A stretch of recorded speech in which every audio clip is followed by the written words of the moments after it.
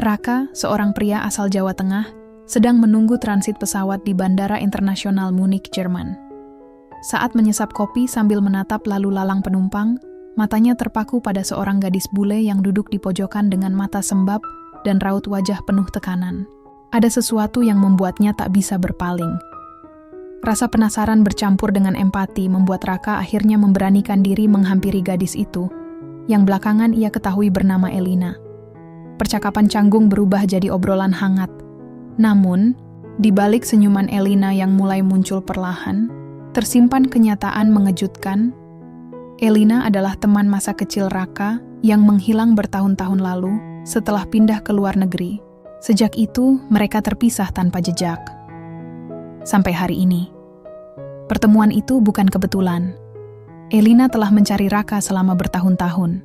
Dalam pelukannya yang tiba-tiba, Raka menemukan kembali bagian dari dirinya yang hilang, dan petualangan emosional pun dimulai. Bandara selalu punya aroma yang aneh. Campuran dari parfum mahal, kopi hangat, rasa rindu, dan kecemasan yang menggantung di udara. Bagi Raka, semuanya jadi semacam rutinitas. Sejak mulai bekerja di perusahaan multinasional 3 tahun lalu, bandara bukan lagi tempat yang menegangkan, cuma ruang tunggu besar dengan kursi keras dan colokan yang selalu rebutan. Pagi itu, Munich dingin dan cerah. Jendela besar di ruang tunggu membiaskan cahaya matahari yang menyilaukan lantai mengilap. Transit 9 jam menunggu penerbangan ke Jakarta bukan hal yang menyenangkan, tapi Raka sudah terbiasa. Ia duduk di dekat jendela, headphone menggantung di leher, dan secangkir cappuccino di tangan. Sambil menatap layar ponsel yang tak kunjung menarik, matanya malah terseret ke pojok ruangan. Seorang perempuan duduk sendiri di bangku logam panjang, tubuh sedikit membungkuk.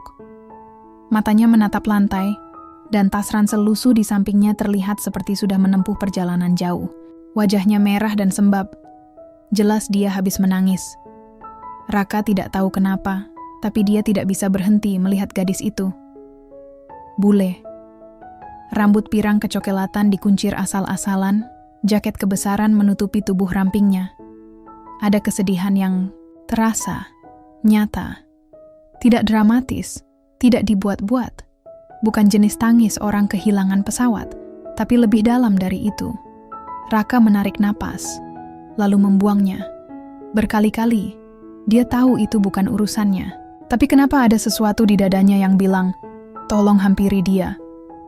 Ya ampun, Rak, jangan sok jadi pahlawan. Ini bukan film. Gumamnya sendiri, sambil mencoba kembali fokus ke ponsel.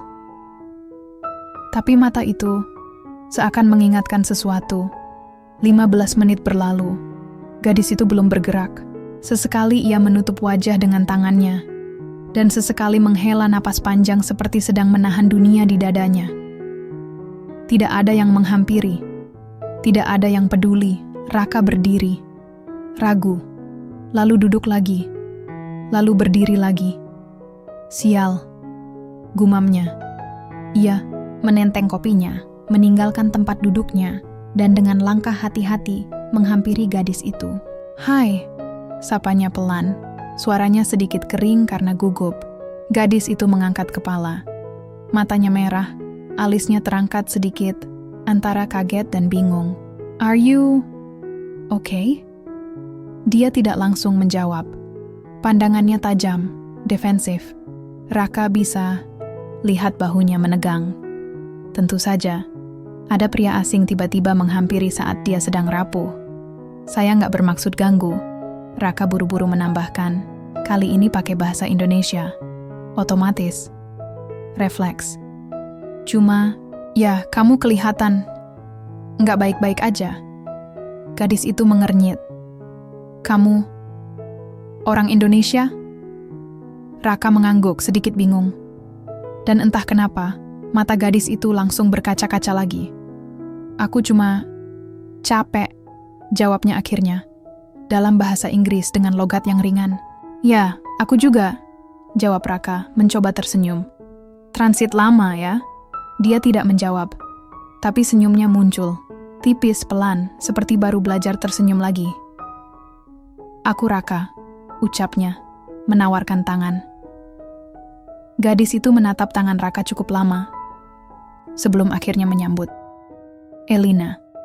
Nama itu seperti gema yang menggantung di benaknya. Tapi Raka belum menyadarinya. Nice to meet you, Elina. Dia mengangguk pelan. Kamu orang Jawa? Raka tertawa pendek. Yup, lahir dan besar di Jawa Tengah. Kenapa? Elina menatapnya. Lama.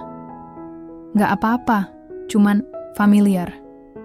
Lagi-lagi, Raka merasa ada yang aneh. Tapi ia tidak mau terlalu memikirkan. Kalau kamu butuh teman ngobrol, aku di situ tadi. Bawa 2 cappuccino, kata Raka, setengah bercanda. Yang satu buat aku. Yang satu, awalnya buat colokan kosong. Elina tertawa. Pertama kalinya. Bukan tawa lepas, tapi cukup untuk melunakkan kesan sedih di wajahnya. Thanks, Raka. Mungkin aku bakal datang ke tempat kamu nanti. Siap. Aku juga bukan siapa-siapa. Tapi kadang, ngobrol sama orang asing itu bikin lebih lega. Elina mengangguk. Kali ini dengan mata sedikit lebih tenang.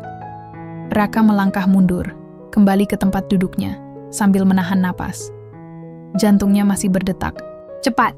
Tapi ada perasaan aneh. Seperti baru membuka pintu ke arah yang tak disangka.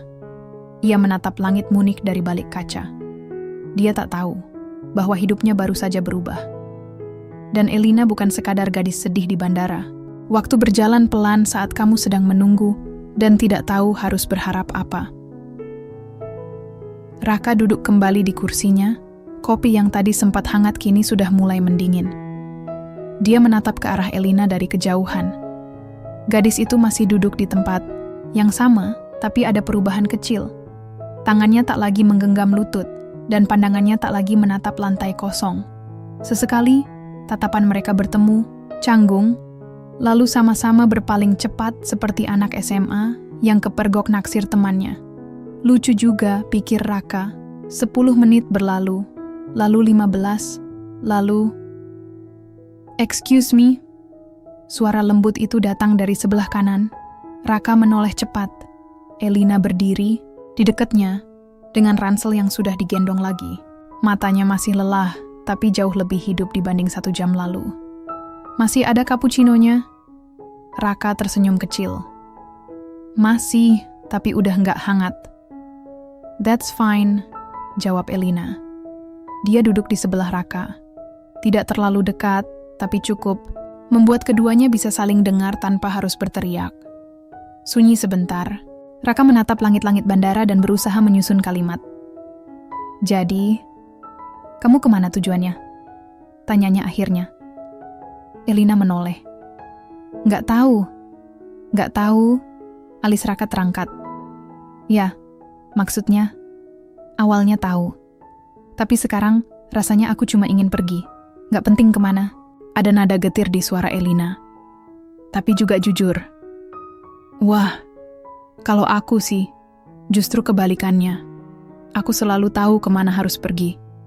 Tapi seringnya nggak tahu mau apa sesampainya di sana. Elina tertawa pendek. Tawa yang ringan, seperti bayangan kecil dari masa kanak-kanak. Berarti kita dua-duanya nyasar? Mungkin. Tapi di bandara kayak gini, semua orang nyasar kan? Cuma beda terminal. Obrolan mulai mengalir. Dari pembicaraan soal pesawat delay, tentang croissant overpriced di kafe bandara, sampai soal tempat duduk yang anehnya selalu terlalu dekat sama colokan tapi terlalu jauh dari charger. Elina mulai terlihat lebih nyaman. Dia bahkan melepas jaket, tebalnya dan menyisakan hoodie abu-abu yang agak kedodoran. Di balik hoodie itu, Raka memperhatikan kalung kecil dengan liontin bundar, seperti kompas mini. Raka tidak bertanya, tapi mencatat dalam ingatannya. Kamu kerja di sini? Tanya Elina. Di Jerman? Enggak, aku cuma transit. Baru selesai urusan kerjaan di Amsterdam. Sekarang mau pulang ke Indonesia. Oh, rumah. Raka mengangguk, tapi keraguan kecil muncul di matanya. Kamu? Raka bertanya pelan. Elina terdiam sejenak, seperti sedang menimbang mau jawab jujur atau enggak. Aku tinggal di Jerman beberapa tahun terakhir. Tapi, rasanya aku nggak pernah benar-benar punya rumah. Kalimat itu seperti menghantam sesuatu di dalam Raka.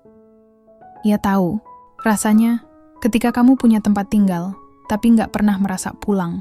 Kamu pernah tinggal di Indonesia? Tanya Raka, setengah nebak. Lagi-lagi Elina diam, lalu mengangguk pelan. Pernah. Lama.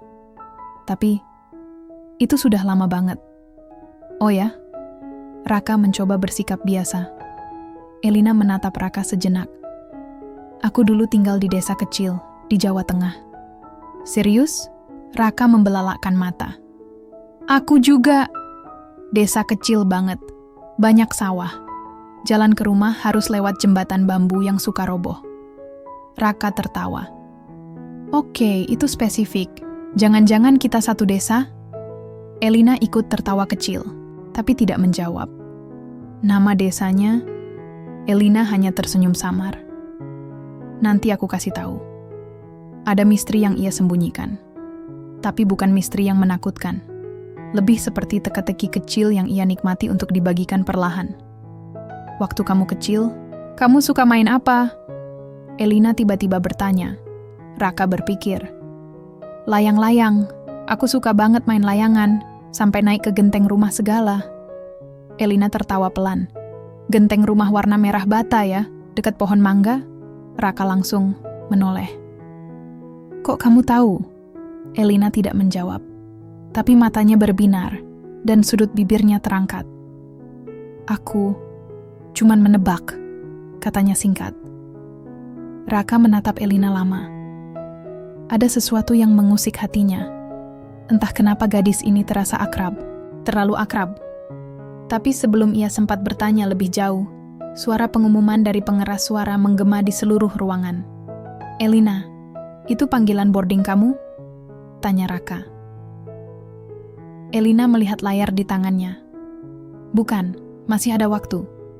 Bagus, aku belum selesai ngobrol. Mereka tertawa. Untuk pertama kalinya sejak pagi, tawa itu terasa hangat. Dan di balik tawa yang perlahan mulai luruh itu, Raka tak tahu bahwa ia sedang berjalan mundur ke masa lalu. Satu langkah dalam tiap kata, tiap senyuman, tiap keheningan yang tak terasa, canggung. Hari ini, takdir sedang bermain halus. Dan Raka sedang dipertemukan kembali dengan seseorang yang bahkan belum ia sadari hilang dari hidupnya. Kamu serius nggak mau beli apa, kek? Tanya Raka sambil menunjuk deretan toko bebas pajak di dekat mereka. Elina menggeleng pelan. Enggak, aku cuma pengen duduk aja dan ketemu orang yang bisa bikin aku ngerasa kayak manusia. Raka mengerutkan kening. Kamu ini ngomongnya kadang kayak penyair galau. Tahu nggak? Elina tertawa. Kali ini lepas. Daripada kamu. Sok wise tapi isinya sarkasm semua. Raka ikut tertawa. Obrolan mereka makin cair, seperti dua orang sahabat lama yang baru sadar betapa nyaman rasanya bicara tanpa basa-basi.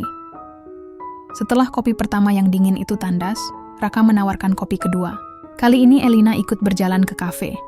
Mereka memesan 2 cappuccino dan sepotong croissant keju yang dibagi 2. Saat mereka kembali ke tempat duduk dekat jendela, bandara mulai lebih ramai. Tapi di dunia kecil mereka berdua, waktu seperti mengalir pelan-pelan. Kalau kamu pernah tinggal di Jawa Tengah, kata Raka, berarti kamu pasti tahu musim layangan, kan? Elina tersenyum lebar. Tahu banget. Berarti kamu pernah pasang benang gelasan juga? Tanya Raka antusias. Elina mengangguk. Pernah, tapi cuma bantuin teman waktu itu. Aku lebih suka nonton, dari atas. Raka menoleh. Maksudnya? Elina menatap keluar jendela. Dari genteng. Dan tiba-tiba, udara di sekeliling mereka berubah. Raka terdiam. Kalimat itu menusuk satu bagian dari ingatannya yang lama terkunci. Dari genteng. Layangan, desa kecil, pohon mangga, kalung kompas kecil di lehernya. Gila, bisik Raka. Elina menoleh cepat. Kenapa? Raka menatap wajah Elina lebih lama. Bukan sebagai gadis asing yang dia temui di Munich, Tapi, sesuatu yang lebih dalam. Ada memori kabur yang perlahan memunculkan bentuknya sendiri. Kamu dulu pernah tinggal di dusun Kedung Wungu nggak? Tanya Raka pelan. Elina tersenyum. Kecil, tapi senyumnya bukan senyum kaget. Lebih seperti lega. Pernah. Raka menegakkan tubuh. Tunggu, kamu pernah sekolah di SD kecil? Bangunannya cuma 3 kelas? Elina mengangguk. Serius? Kamu yang sering main ayunan dari bantrak di pohon beringin itu? Dan kamu yang suka nyolong mangga tetangga sambil pura-pura jadi ninja? Balas Elina cepat. Mereka saling menatap. Sunyi, tapi bukan sunyi canggung. Sunyi yang dalam. Sunyi yang penuh muatan emosi. Dada Raka berdebar keras. Elina. Elina? Gadis itu mengangguk pelan. Ya, aku Elina, teman kecilmu. Sejenak, dunia benar-benar hening. Suara pengumuman boarding, derap kaki para penumpang, denting sendok kafe, semua menghilang. Raka terpejam sejenak, lalu tertawa pendek. Tapi tawa itu bukan karena lucu. Lebih seperti tawa tak percaya. Aku pikir kamu udah pindah dan hilang begitu aja, katanya. Aku juga pikir kita nggak bakal ketemu lagi. Tapi aku nyari kamu, Ra. Serius. Elina menunduk. Tangannya meremas lengan jaketnya sendiri. Setelah Mama meninggal, Papa langsung bawa aku ke Jerman. Ganti nomor, ganti alamat. Aku kecil, Rak. Aku nggak tahu harus nyari kamu gimana. Raka menelan ludah. Tenggorokannya tercekat. Aku kira kamu cuma khayalan masa kecil. Kamu tahu nggak berapa kali aku mimpiin kamu? Terus bangun, terus lupa wajah kamu kayak apa. Elina mengangkat wajah. Matanya berkaca-kaca. Kamu tahu, waktu aku duduk sendirian, tadi aku sempat mikir aku bodoh. Datang ke sini berharap ketemu kamu. Tapi aku cuma punya nama. Raka. Dan foto tua dari zaman kita SD. Dia membuka ranselnya, mengeluarkan lembaran foto kecil yang sudah lusuh. Raka mengambilnya pelan. Di foto itu, ada anak laki-laki kecil bermata besar dengan baju batik kusut. Berdiri di sebelah anak perempuan bule berambut ikal. Senyum mereka lebar sekali. Berdiri di depan papan, nama SD negeri kecil, dengan cat yang mulai mengelupas. Raka menutup mulutnya. Air matanya nyaris jatuh. Ini gila. Elina tersenyum lebar, kali ini sambil menangis. Waktu aku lihat kamu tadi, aku nggak yakin. Tapi ada sesuatu di matamu. Tatapan itu. Tatapan yang sama kayak waktu kamu nolongin aku nangis gara-gara jatuh dari sepeda. Raka tertawa sambil mengusap matanya. Ya ampun, kamu yang nangis darah waktu itu. Iya, aku masih punya bekas lukanya. Mereka tertawa bersama. Tangis dan tawa bercampur. Dan tiba-tiba, semuanya terasa masuk akal. Kenapa Raka merasa gadis itu begitu familiar? Kenapa dia nggak bisa membiarkannya sendiri di pojok tadi pagi? Kenapa setiap kalimat Elina seperti deja vu yang panjang? Raka mengulurkan tangan, pelan. Terima kasih karena nyari aku. Elina menyambutnya. Terima kasih karena kamu masih jadi kamu. Di antara ribuan orang di bandara, di negara asing, dalam kehidupan yang sudah begitu berubah, 2 anak kecil yang pernah berbagi. Layangan, pohon mangga, dan mimpi kecil tentang petualangan, akhirnya menemukan jalan pulang satu sama lain. Dan pelan-pelan, tanpa disadari, mereka memulai petualangan baru. Bandara Munich, siang menjelang sore. Orang-orang berlalu lalang dengan koper dan paspor, sibuk dalam urusan masing-masing. Tapi di pojok ruang tunggu dekat jendela besar, waktu seperti berhenti. Raka dan Elina duduk bersebelahan. Di antara mereka, secangkir kopi kedua yang mulai dingin dan selembar foto kecil penuh debu masa lalu. Aku nggak percaya kita ketemu di sini, gumam Raka. Bandara Internasional L. Serius, ini kayak film. Elina tertawa kecil. Tapi bukan film romcom. Lebih kayak dokumenter tentang anak kecil nyasar di dunia orang dewasa. Mereka terdiam sebentar, lalu sama-sama tertawa. Obrolan mereka kini bukan lagi perkenalan 2 orang asing, tapi percakapan dua jiwa yang sudah lama saling mengenal, tapi terpisah takdir. Waktu kamu tiba-tiba hilang, kata Raka perlahan. Aku sempat nyari. Aku tanya-tanya tetangga, guru-guru. Semua bilang kalian pindah mendadak. Nggak ada kabar. Elina menunduk. Papa waktu itu kayak orang kalap. Setelah mama meninggal, dia langsung mutusin semua koneksi. Katanya, kita harus mulai dari nol. Jauh. Jerman? Elina mengangguk. Papa ada saudara di Frankfurt. Kita tinggal numpang awalnya. Tapi aku kehilangan segalanya, Rak. Rumah, bahasa, teman, terutama kamu. Raka menyandarkan punggung ke kursi. Aku sempat bikin surat buat kamu. Banyak, tapi nggak pernah kukirim. Elina menoleh. Kenapa? Karena aku nggak tahu mau kirim kemana. Hening sebentar.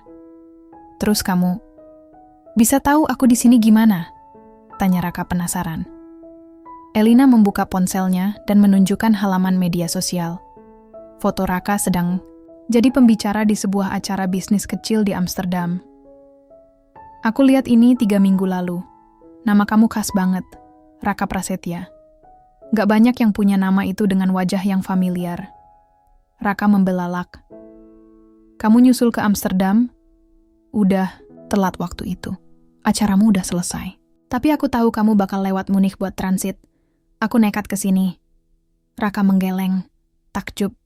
Kamu gila, tapi gila yang keren. Elina tersenyum, sedikit malu.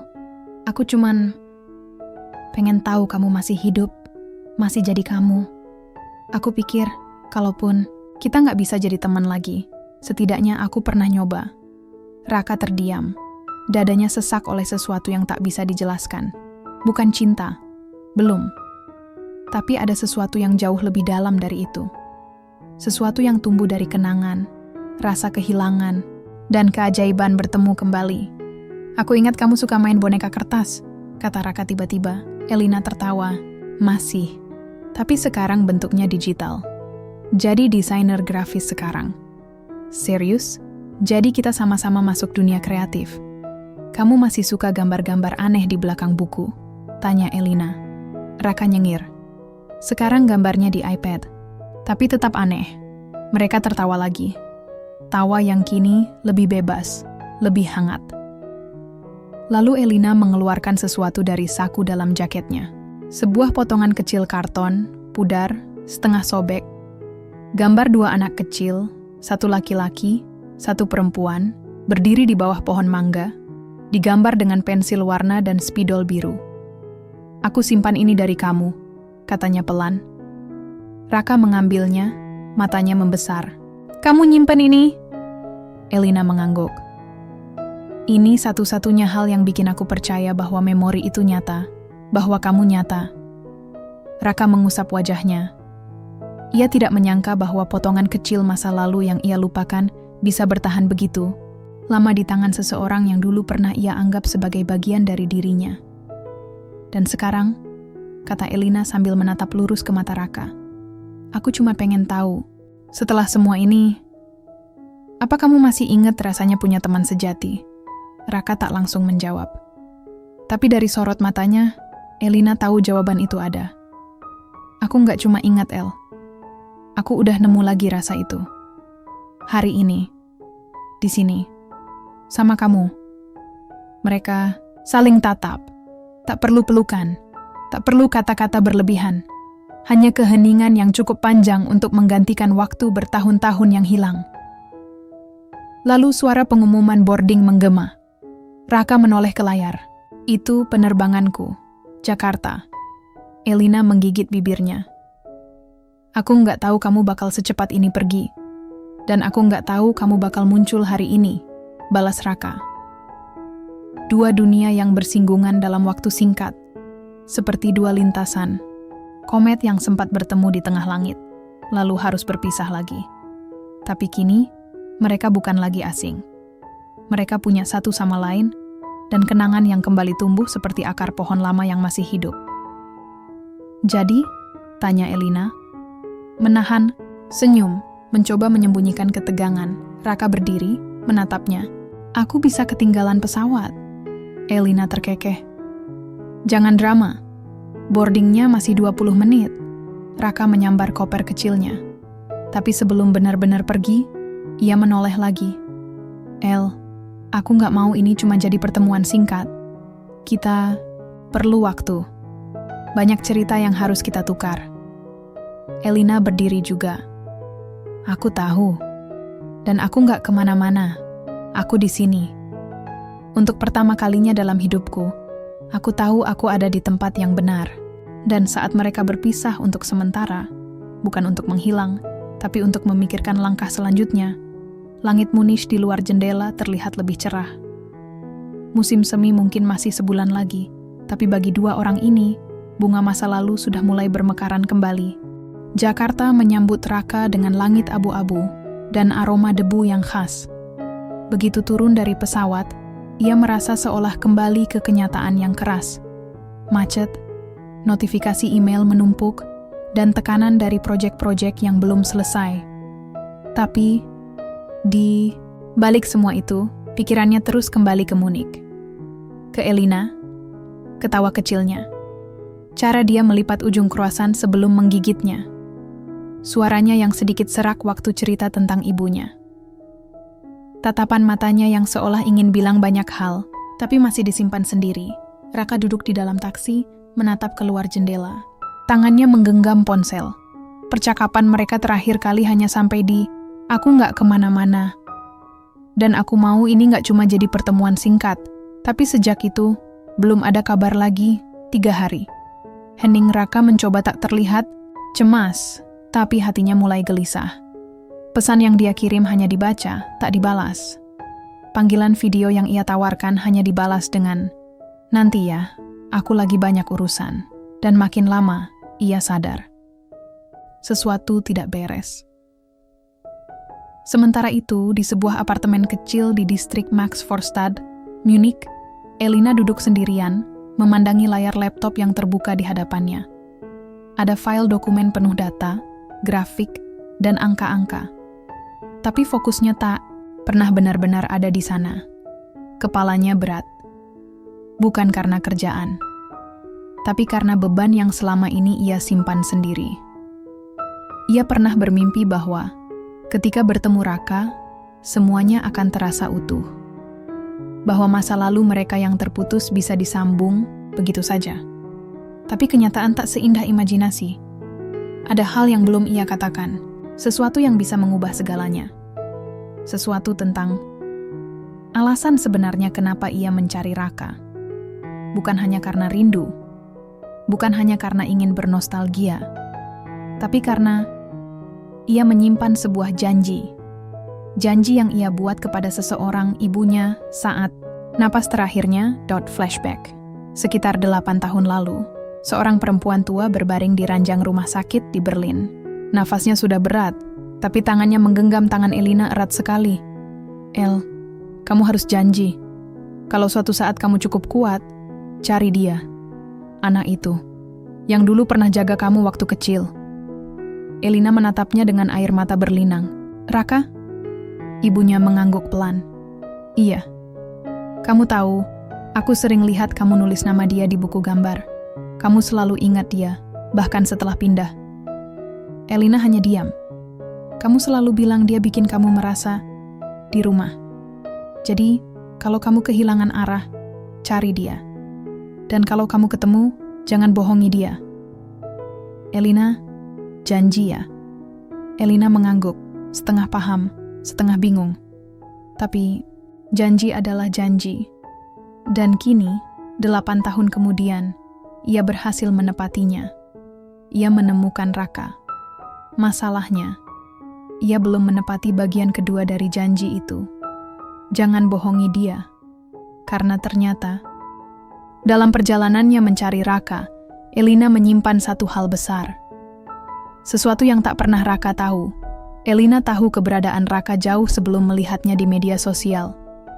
Bahkan, dia pernah datang ke Indonesia, diam-diam, tanpa bertemu. Dia tahu Raka punya karir yang sedang naik. Dia tahu Raka pernah tunangan dan batal. Dia tahu lebih dari yang Raka sangka. Dan di titik ini, Elina merasa terperangkap. antara kejujuran dan ketakutan, antara keinginan untuk kembali dekat dan rasa takut kehilangan kepercayaan Raka sebelum semuanya benar-benar dimulai. Di Jakarta, Raka mulai merasakan ada yang mengganjal. Ia berjalan ke balkon apartemennya, menatap langit malam yang mendung. Ia ingin percaya bahwa Elina hanya butuh waktu. Tapi di dalam hatinya, ia mulai bertanya-tanya. Apakah aku hanya bagian kecil dari rencana yang lebih besar? Apakah pertemuan kami hanya kebetulan? Atau sebenarnya ada sesuatu yang dia sembunyikan? Keraguan itu makin besar ketika ia menemukan satu hal, tanpa sengaja, ketika sedang mencari nama Elina di Google. Sebuah artikel tua dari media Jerman tentang pameran seni visual bertajuk Mencari Jejak Raka, dan disitulah namanya tertulis. Salah satu karya utama, ilustrasi anak kecil di bawah pohon mangga, berdasarkan memori masa kecil Elina Vos di Indonesia. Karya ini menjadi simbol pencarian seseorang bernama Raka Prasetya. Raka membeku.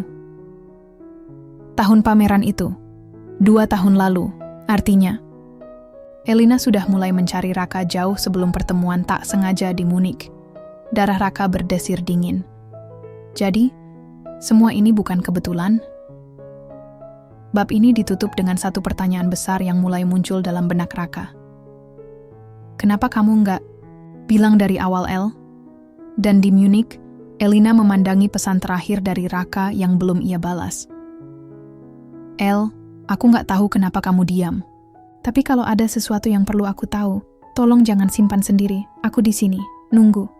Air mata Elina jatuh. Ia mengetik satu kalimat, lalu menghapusnya. Mengetik lagi, menghapus lagi. Dan akhirnya, ia mematikan layar ponselnya. Langkah mereka sudah bersinggungan. Tapi sekarang, arah mereka mulai berbeda. Dan badai itu baru akan datang. Sore yang dingin di Munich, tapi dada Raka terasa lebih dingin dari suhu luar.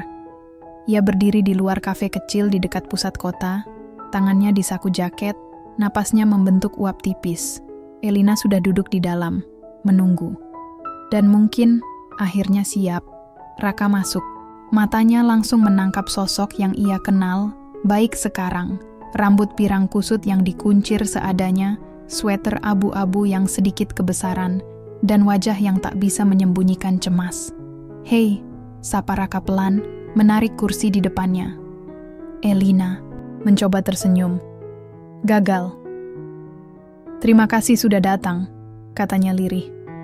Aku harus tahu, jawab Raka cepat. Dan aku rasa kamu tahu itu. Sunyi beberapa detik. Hanya suara mesin espresso dan obrolan pelan pengunjung lain sebagai latar. Aku bohong. Elina mulai bicara, menunduk. Bukan soal aku senang ketemu kamu. Itu nyata, Rak. Tapi soal bagaimana aku nemu kamu. Raka diam, membiarkan. Elina menarik napas panjang. Sebenarnya aku udah tahu keberadaanmu sejak 2 tahun lalu. Dari pameran itu. Aku bahkan sempat ke Jogja, ke rumah lamamu. Raka terperanjat. Jogja? Elina mengangguk pelan. Aku berdiri di depan rumahmu, Rak. Tapi aku gak berani ketok pintu. Gak tahu harus bilang apa. Waktu itu aku takut. Kamu gak akan ingat aku. Kenapa kamu gak bilang dari awal? Tanya Raka. Nada suaranya retak antara kecewa dan bingung. Aku malu. Takut kamu pikir aku obsesif. Atau lebay. Atau kayak orang yang tiba-tiba muncul dari masa lalu dan pengen ikut hidupmu lagi. Tapi kamu memang tiba-tiba muncul dan ikut. Masuk hidupku, El. Kalimat itu lebih pedih daripada yang Raka maksudkan. Elina menggigit bibirnya. Matanya mulai berkaca-kaca. Aku nyari kamu bukan karena aku kesepian, tapi karena kamu satu-satunya yang bisa bikin aku ngerasa utuh lagi. Raka menunduk. Ia menggenggam cangkir kopi, yang kini lebih sebagai alasan untuk menenangkan tangan yang gemetar. Aku gak marah kamu nyari aku, El. Tapi aku kecewa. Kamu nyembunyiin. Semua itu, kita bisa mulai dari awal, jujur. Tapi sekarang, semua ini kerasa kayak skrip yang kamu tulis diam-diam. Elina menarik napas tajam. Aku gak niat manipulasi kamu, Rak. Raka menatapnya lurus. Tapi rasanya tetap kayak gitu. Sunyi lagi, kali ini lebih lama. Keduanya larut dalam pikiran masing-masing. Seakan waktu melambat untuk memberi mereka ruang memikirkan, apakah semua ini bisa diselamatkan? Aku harus jujur satu hal lagi, kata Elina akhirnya. Raka menahan napas. Apalagi? Elina menatap ke jendela, lalu kembali ke mata Raka. Aku datang ke Munich bukan hanya nyari kamu, tapi karena aku nggak tahu harus kemana lagi. Hidupku berantakan, Rak. Aku kehilangan pekerjaan tetap karena galeri tutup. Aku nggak punya banyak teman. Dan waktu aku tahu kamu bakal lewat sini, aku rasa ini kesempatan terakhirku buat merasa terhubung sama siapapun. Raka mendengar semuanya, tanpa menyela, tapi dadanya berat. El, aku bukan tambalan buat hidupmu. Aku tahu, jawab Elina cepat. Aku nggak pernah minta kamu jadi penyelamatku. Aku cuman pengen kamu tahu siapa aku sebenarnya. Supaya kalau kamu milih ninggalin, itu karena kamu udah tahu semuanya. Raka bersandar, menatap langit-langit kafe. Jantungnya berdetak lebih kencang dari biasanya. Ia bingung. Antara ingin marah, ingin peluk Elina, atau hanya ingin lari sejauh mungkin. Tapi akhirnya ia berkata, pelan, aku nggak pergi, El, tapi aku butuh waktu. Mata Elina penuh harap, tapi juga pasrah. Aku ngerti, Raka berdiri. Aku senang kita ketemu lagi, tapi kalau kita mau lanjut, semuanya harus jujur, nggak ada setengah-setengah. Elina mengangguk, perlahan. Oke. Sebelum pergi, Raka menatapnya sekali lagi. Jangan simpan apa-apa lagi. Aku lebih pilih terluka karena kebenaran, daripada nyaman dalam kebohongan. Dan dengan itu, ia melangkah keluar. Elina menatap pintu yang tertutup pelan di belakang Raka. Tangannya gemetar, tapi senyumnya tipis. Untuk pertama kalinya, dia tidak bersembunyi lagi. Langit Munich berubah kelabu. Angin mulai berembus lebih dingin. Hubungan mereka belum hancur. Tapi jelas, retakannya sudah terasa. Dan tinggal menunggu waktu. Apakah mereka akan memperbaikinya atau membiarkan semuanya runtuh? 4 hari. Itu waktu yang dibutuhkan Raka untuk tidak menghubungi Elina. 4 hari yang terasa seperti 4 musim dilewati tanpa pelindung. Ia membaca ulang pesan-pesan mereka. Bahkan rekaman suara singkat saat Elina ketawa karena dia nggak bisa nyebut kata Brezen dengan logat Bavaria yang benar. Tapi semua itu terasa jauh. Waktu mereka pertama ketemu lagi di Munich, Raka pikir ini takdir. Tapi sekarang, ia mulai bertanya-tanya. Apa ini cuma reuni rasa yang seharusnya disimpan dalam kotak kenangan? Sementara itu, Elina berjalan menyusuri, jalan-jalan berbatu Altstadt dengan tangan dalam jaket, telinga disumbat earphone, tapi tidak benar-benar mendengarkan musik. Ia sedang menuju tempat yang tak ia harapkan, tapi tahu harus ia datangi. Sebuah taman kecil dengan bangku-bangku kayu, dan pepohonan rontok di musim semi yang lambat datang. Di sanalah ia dan Raka pertama kali duduk lama, waktu baru bertemu kembali. Hari itu Raka akhirnya mengirim satu pesan, temui aku di taman itu, sore ini. Dan sekarang, dia ada di sana. Raka duduk lebih dulu. Ia tampak tenang, tapi matanya memperlihatkan sisa-sisa perang batin. Elina mendekat pelan. Mereka duduk berdampingan, tapi ada jarak satu dunia di antara mereka. Aku pikir kamu gak bakal datang, ucap Raka, masih menatap ke depan. Aku pikir kamu gak bakal mau ketemu lagi, jawab Elina. Sunyi, hanya suara daun kering yang tergeser angin, dan sesekali tawa anak kecil dari kejauhan. Aku mikir, banyak selama ini, ujar Raka akhirnya. Tentang kita, tentang semuanya. Elina mengangguk, sabar menunggu, dan aku sadar. Mungkin kita bukan sedang menyambung cerita lama, tapi bikin cerita baru. Masalahnya, awalnya kamu mulai dari halaman yang gak aku tahu. Elina menarik napas panjang. Aku tahu aku salah, Rak. Aku gak nyari pembenaran. Tapi kalau kamu mau pergi setelah ini, Aku nggak akan tahanin kamu lagi. Raka menoleh, menatapnya. Kamu nggak akan tahanin? Elina mengangguk. Cinta bukan tentang menahan orang yang pengen pergi, kan? Kalau kamu nggak bisa percaya aku lagi, aku nggak bisa paksa kamu. Dan saat itu, air mata mengalir tanpa suara dari sudut mata Elina. Aku capek pura-pura kuat, tambahnya pelan. Aku ke Jerman nyari kamu, iya. Tapi aku juga nyari diri aku sendiri yang hilang. Kamu satu-satunya bagian dari masa kecilku yang gak bikin aku ngerasa sendirian. Raka ingin marah. Tapi bagaimana caranya marah pada seseorang yang sudah luka sebelum datang? Ia menutup matanya sejenak. Waktu kamu peluk aku di bandara itu, aku ngerasa kayak dunia nge-pause sebentar.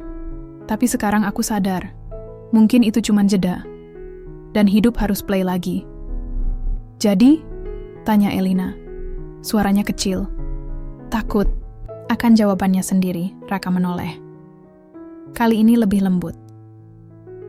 Aku gak mau kehilangan kamu, El. Tapi aku juga gak bisa pura-pura gak sakit. Elina menunduk. Aku ngerti. Yang aku bisa sekarang cuma satu. Lanjut Raka. Ia menggenggam tangan Elina. Hangat tapi goyah, kita jalan pelan-pelan. Mulai dari sini. Tanpa topeng, tanpa ekspektasi. Gak usah buru-buru bilang cinta. Kita belajar lagi, El. Kenal ulang. Elina mengangkat wajahnya, dan untuk pertama kalinya hari itu, tersenyum. Tipis, tapi nyata. Kamu yakin? Raka mengangguk. Aku gak tahu ke depannya gimana.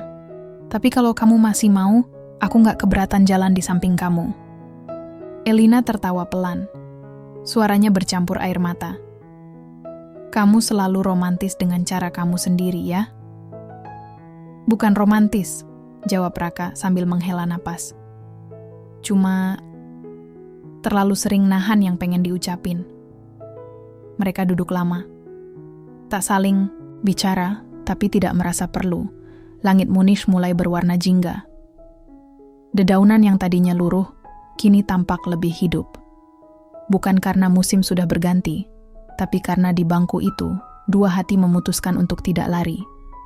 Mereka tak melupakan luka, tapi juga tidak membiarkannya jadi dinding permanen. Sebelum pulang, Elina berkata, Rak, aku senang kamu gak pergi. Raka tersenyum. Aku juga senang kamu gak sembunyi lagi. Dan untuk pertama kalinya sejak semua ini dimulai, mereka berjalan berdampingan, bukan sekadar berdiri bersebelahan. Karena terkadang, cinta tidak datang dari momen yang sempurna, tapi dari keberanian untuk tetap bertahan ketika semuanya hampir runtuh. 2 minggu setelah sore itu di taman, udara Munich mulai hangat pelan-pelan. Pohon-pohon bersemi, seperti memberi sinyal bahwa musim dingin telah resmi selesai.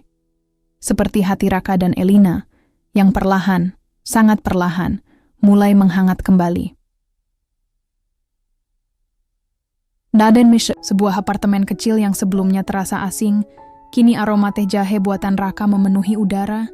Elina duduk bersila di lantai, membaca buku sketsa lamanya. Tangannya menelusuri goresan-goresan kasar yang ia buat bertahun-tahun lalu. Rambut anak kecil berkulit sawo matang, senyum lebar, dan pohon mangga yang selalu muncul entah kenapa.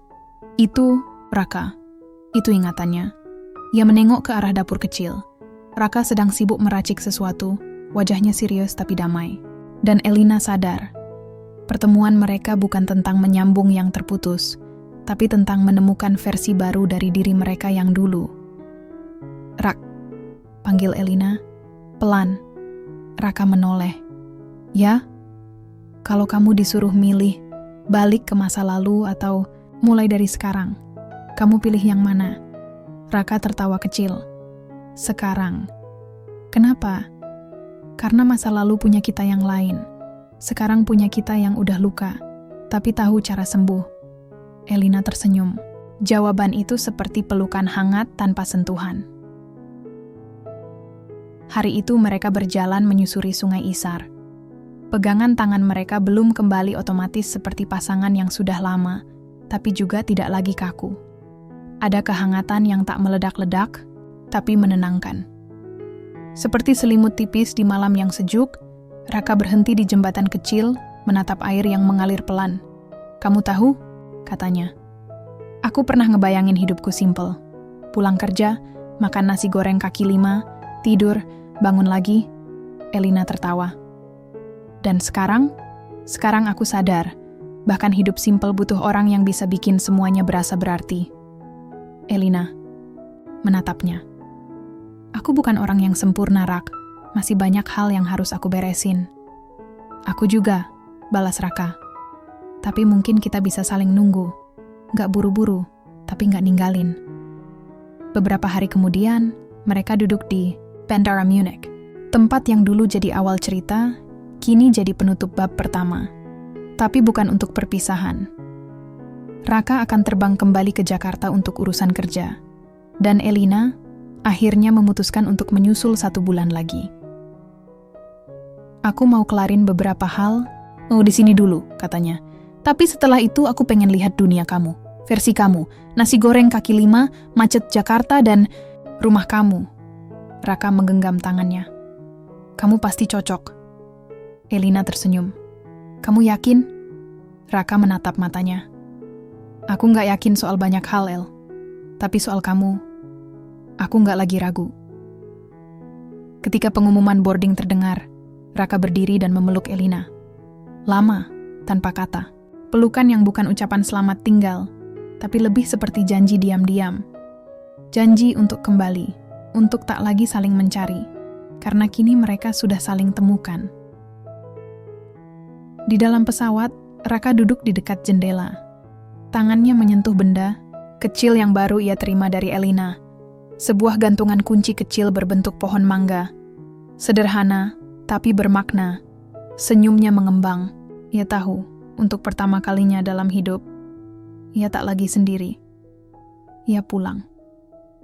Bukan cuma ke Indonesia, tapi ke rasa yang lama hilang, dan kini telah kembali. Karena rumah bukan selalu tempat. Kadang, rumah adalah seseorang. Dan kadang, perjalanan jauh hanyalah cara semesta untuk menunjukkan arah pulang yang sebenarnya.